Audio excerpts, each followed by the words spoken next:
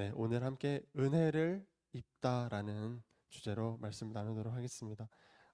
로마서 1장, 2장, 3장 쭉 이렇게 오고 있는데 1장 2절에서 바울은 따끔하게, 또 오늘 말씀에서도 그렇고 따끔하게 사람들에게 우리는 어떠한 노력도 어떠한 행위로도 구원받을 수 없다라고 말을 하고 있습니다.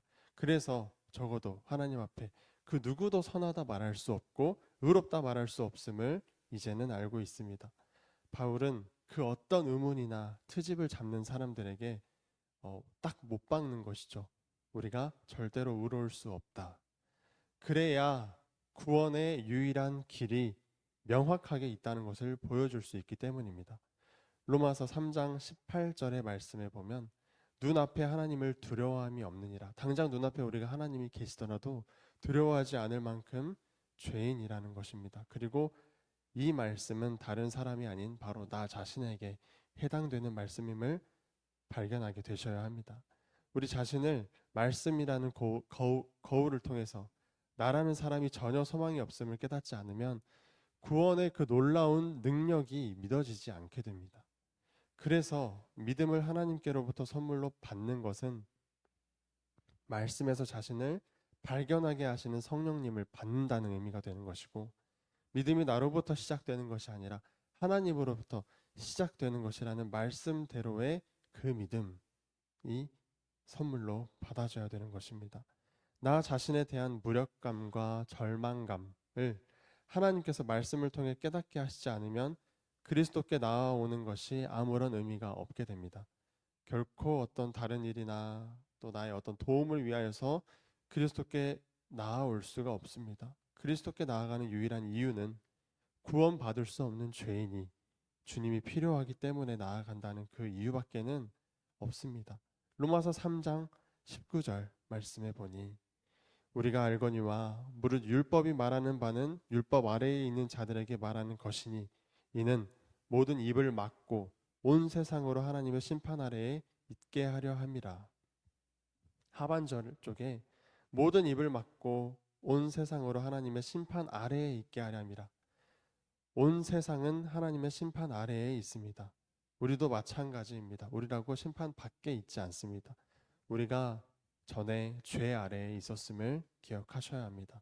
사단이 우리를 하나님 앞에 참소한다. 그러니까 우리를 하나님 앞에 고발한다라고 생각을 해봅시다. 누구누구야. 너 마음속에 아직도 존재하고 아직도 행하고 있는 그것, 그 더러운 교만과 판단하는 생각들을 보니 너는 그리스도인이 아니다라고 사단이 우리를 하나님 앞에 고발할 때, 이러한 사단의 이야기를 듣고 우리는 어쩌면 고개가 끄덕여질지도 모르겠습니다. 하지만 바울은 뭐라고 합니까? 바울은 이제는 이라고 말합니다. 우리도 똑같이 대답해야 합니다. 이제는 하나님의 한 의가 나타났다. 사망이 힘을 잃었습니다. 22절 말씀에 나타난 것처럼 예수님을 믿음으로 말미암아 모든 믿는 자들에게 미치는 하나님의 의가 나타났습니다. 여러분에게 이 의가 힘이 있으십니까? 믿음으로 서 있다는 말이 무슨 말일까요?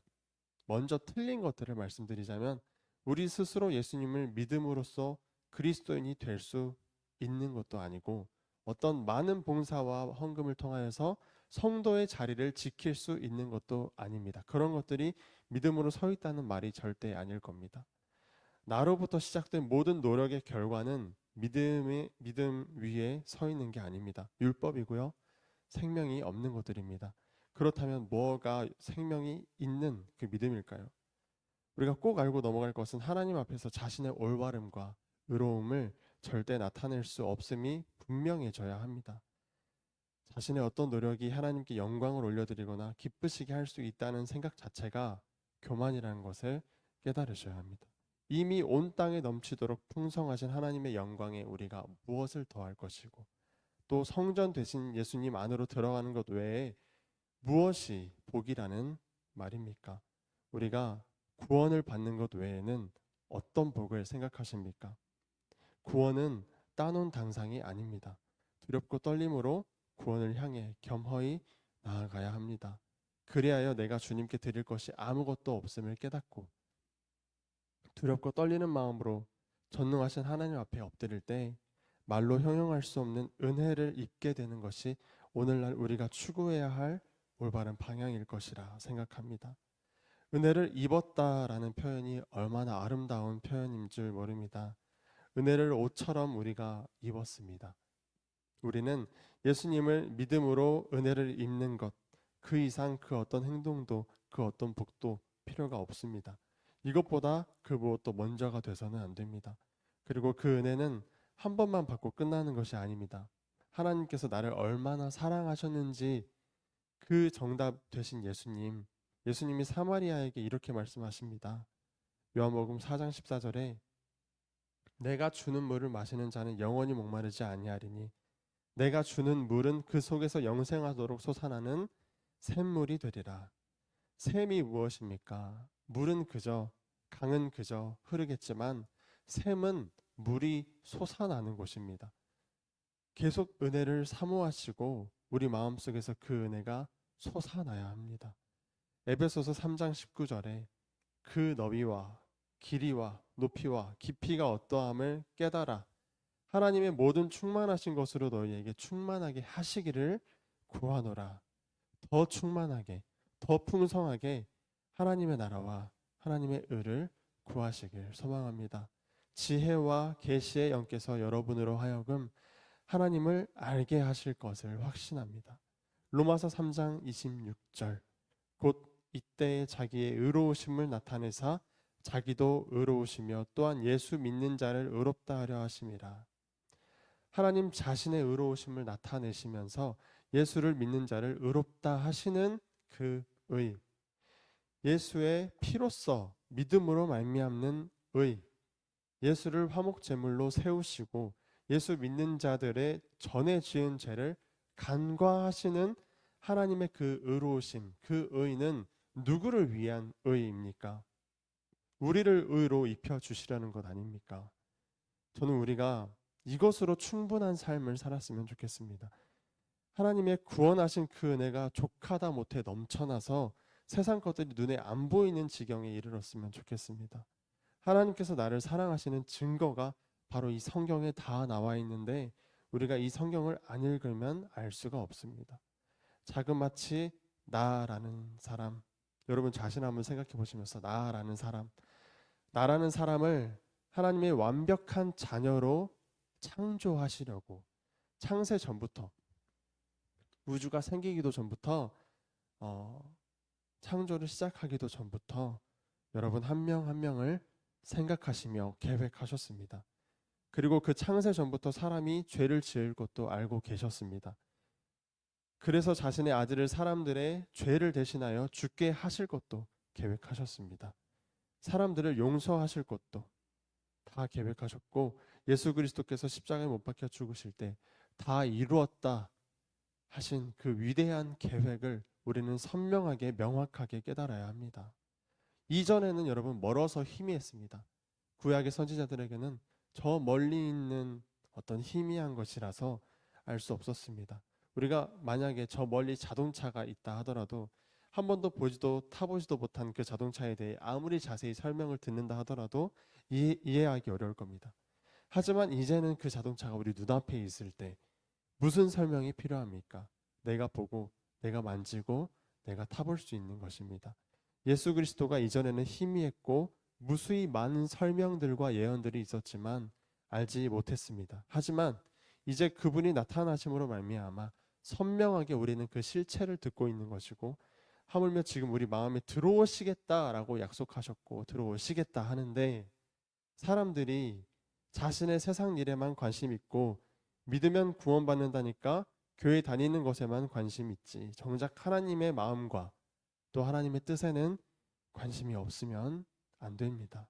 다시 말해서 하나님께서 나를 사랑하시는 것을 말씀을 통해 경험하기 위해서는 마음에 더러운 것들을 다 제거하고 나아가셔야 합니다. 잠언 21장 2절에 사람의 행위가 자기 보기에는 모두 정직하여도 여호와는 마음을 감찰하시느니라. 마음에 어떠함을 말하고 있습니다. 사무엘상 16장 7절에서도 사람은 외모를 보거니와 나 여호와는 중심을 보느니라 말씀하시고, 마태복음 6장 24절에서는 하나님과 재물을 겸하여 섬길 수 없느니라 라고 말씀하십니다. 아무리 우리가 순결하고 정결하게 나아간다 한들 우리의 마음에 하나님께 뭔가를 원하는 그 중심을 모르실 리가 없지 않습니까? 진정한 회개, 그리고 그저 불쌍히 여겨주시길 바라는 그 마음으로 나아갔으면 좋겠습니다. 마태복음 5장에 8가지 복이라고 하죠. 심령이 가난하고 애통하고 온유하고 의에 줄이고 긍휼히 여기는 자, 마음이 청결하고 화평하게 하는 자, 의를 위하여 박해받는 사람.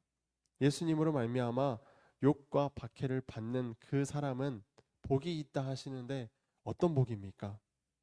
하나님의 나라가 그들의 것이며 하나님께 위로를 받을 것이며 하나님께 긍휼히 여김을 받을 것이며 하나님의 아들이라 일컬음을 받을 것이며, 이 8가지 복 모두 구원이라는 복을 말하고 있습니다. 그렇다면 우리가 정말 구원받기를 원한다면 어떠해야 하겠습니까? 심령이 가난하게 하소서, 애통하게 하소서, 온유하게 하시고 주님께 긍휼히 여김을 받게 하소서, 받게 하소서, 예수님의 고난에 동참하게 하소서. 진실로 복받은 사람들이 그럼 누구이겠습니까? 바로 순교자들이십니다. 이들은 어마어마한 복을 받은 사람들입니다. 말씀을 정리하겠습니다. 우리가 하나님께 드릴 것이 아무것도 없습니다. 우리가 가진 그 무엇도 하나님을 기쁘시게 해드리지 못합니다. 만물이 하나님의 것인데 우리가 그분께 받은 것 중 조금을 돌려드리는 그것일 뿐입니다. 진정 무엇을 기뻐하실까요? 미가서 6장 6절부터 8절을 읽어드리며 말씀을 마무리하도록 하겠습니다. 내가 무엇을 가지고 여호와 앞에 나아가며 높으신 하나님께 경배할까? 내가 번제물로 1년 된 송아지를 가지고 그 앞에 나아갈까? 여호와께서 천천의 숫 양이나 만만의 강물 같은 기름을 기뻐하실까?